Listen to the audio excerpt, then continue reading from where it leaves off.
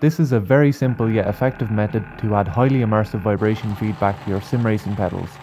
For this project I used some Dayton audio bass shakers, 3D printed mounts, and some small screws for mounting.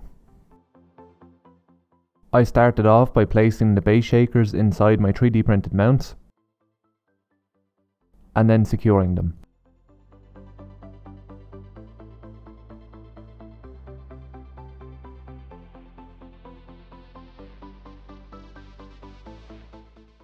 With the bass shakers now securely mounted to the 3D printed mounts, it was now time to mount them to the pedals themselves.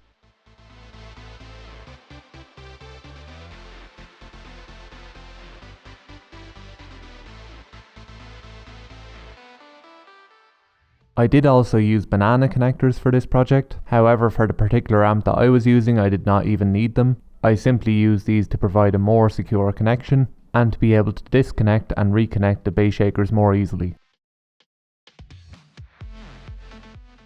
If you are also using banana connectors, I would recommend bending the speaker wire into a hook that catches around the screw, as this will provide a more secure connection.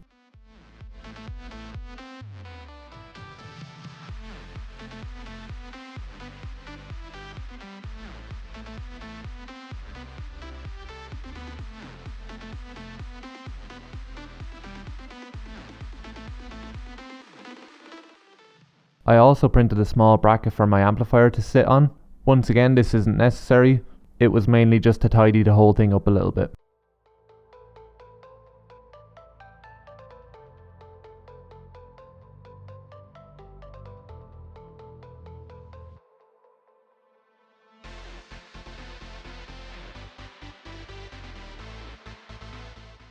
So now that I have the bass shakers mounted, it's time to configure them on the PC.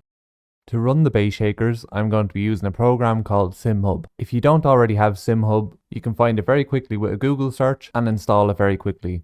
I'll also leave a link to Simhub down in the description. When you first load Simhub up, you'll likely be put onto this dashboard page. What we're interested in for the moment is the Shake It Bass Shakers tab on the left here. Click on that, and the first thing we want to look at is the sound output tab up here on the top. For me, the knob sound amp comes up as speakers USB 2.0 device. I've just reset my configuration so I can show you how it first comes up and how you will see it if this is the first time you're clicking into this tab. So the first thing you want to click on is custom channel map, up to 8 channels here on the right side, and then you'll see down here that we have all of these different effects highlighted in yellow, and these are all the effects that by default are currently set to on. So for the setup I'm currently using, we won't need the vast majority of these. So the first thing I'm going to press is clear on the left side over here, and that will set every effect to off. And if you're using the knob sound amp or any other 2-channel amp like I am, we'll only be worrying about channel 1 and 2. So before I temporarily got rid of my configuration, I exported it, so I'm just going to re-import that now, and we'll go through the effects that I have turned on. So I have channel 1 set up as my accelerator pedal,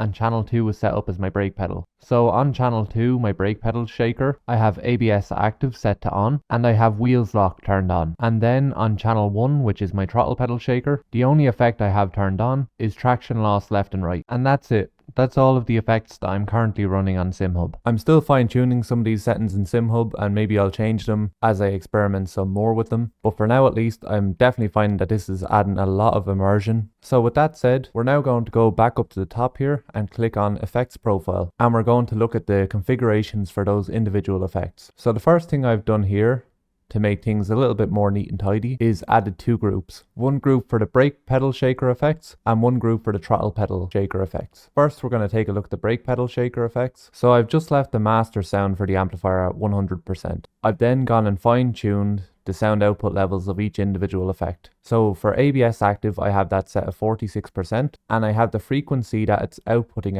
at 40 Hz. That's quite a low frequency, and felt to me like it replicated the frequency of real ABS relatively well. The pulse duration is set to 84 milliseconds, and that's pretty much all I had to do with the ABS effect. So now let's take a look at the wheels lock effect. I have the volume of this effect set at 40%, the output frequency is set at 70 Hz, I have the effect mode set as mono, that's because we have all the wheel lock effects coming through one bass shaker. If you were to have, say, a bass shaker on every corner of your rig, you would click in here and you would set it to corners, or if you had one on each side you would set it to left and right or whatever. but for this scenario it's just going to be mono. I've set it as use lock only. The lock sensibility I've turned up a little bit and I've set that to 60, and that's everything I change in the wheels lock effect. Now coming down to the throttle pedal shaker effects, the only one I have in here is traction loss. I have the volume for this one set at 32%, and the frequency response range of this one is done a little bit differently. Over here on the right side I have the bass effect frequency at 80, and I also have the high effect frequency ticked here,